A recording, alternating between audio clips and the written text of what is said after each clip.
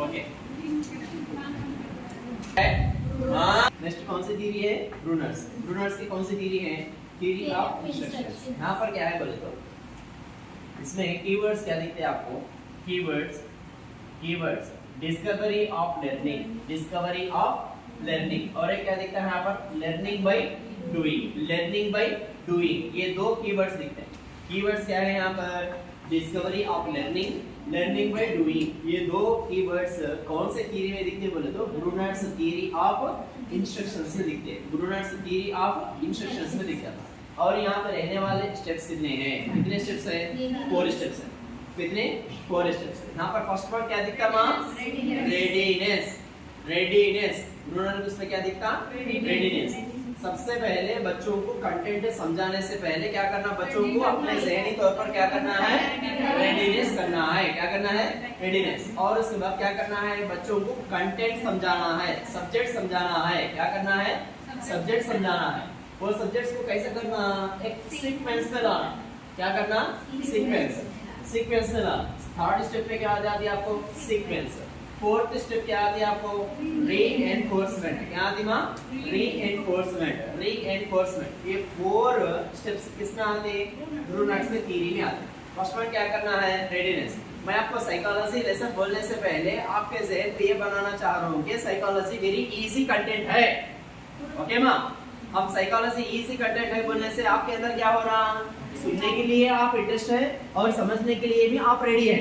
तो इसको क्या कहते हैं? रेडीनेस। सेकंड वन क्या है? मैं आपको सब्जेक्ट समझा रहा हूं, कंटेंट आपको मैं पहुंचा रहा हूं। ये कंटेंट आपको पहुंचाते वक्त में इजी मेथड में लेके जा रहा हूं, सीक्वेंस में लेके जा रहा हूं।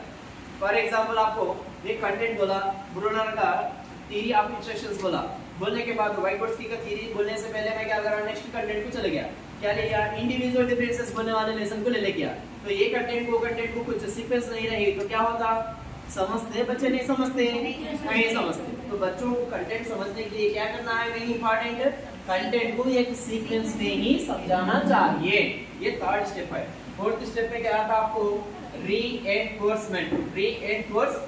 ये रीएनफोर्समेंट मैं अभी सुना है लास्ट क्लास में। आपको कौन सा? एक आकर डायरेक्ट बोला, दूसरा आकर इनडायरेक्ट बोला, थर्ड आकर क्या बोला? सेल्फ। ये 3 टाइप्स के क्या रहते?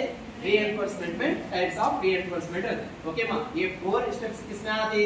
ब्रूनर के थ्योरी ऑफ इंस्ट्रक्शंस में आते हैं। ये एक बात याद रखिए, इसमें वेरी इंपॉर्टेंट क्या है? आपको क्वेश्चन आने वाला ये एरिया क्या है? क्वेश्चन किस तरीके से क्वेश्चन पूछ सकता? 60 इयर्स अबव वाले भी पढ़ सकते हैं, छोटे बच्चे भी कभी से भी एक नई चीज को सीख सकते हैं। यहाँ पर एज लिमिट बोलने वाली चीज नहीं है। कुछ नया मवाद सीखने के लिए, नया कंटेंट सीखने के लिए, कौन सी एक नई चीज को सीखने के लिए यहाँ पर एज बोलने वाली क्राइटेरिया नहीं रहती। कौन सी थ्योरी में आती? वो ब्रूनर्स थ्योरी ऑफ इंस्ट्रक्शंस। ये वेरी इंपॉर्टेंट है। ओके? यहाँ पर एज क्राइटेरिया नहीं है कुछ सीखने के लिए। उसके लिए देखो पेपर्स में देते रहते, 60 साल की उम्र में भी 10th क्लास पास हुआ, 40 साल की उम्र में भी 10th क्लास पास हुआ। ऐसे पेपर्स में न्यूज़ आते रहते ना। वो कौन सी थ्योरी के एग्जांपल्स है? Bruner's theory of instructions. कौन सा है मां? Bruner's theory of instructions. यहाँ पर कीवर्ड्स क्या है? लर्निंग बाय डूइंग, और सेकंड वन क्या है? Discovery of learning. इसके स्टेप्स कितने रहते? 4। Readiness, subject, sequence, reinforcement. खत्म। क्लियर? Okay right.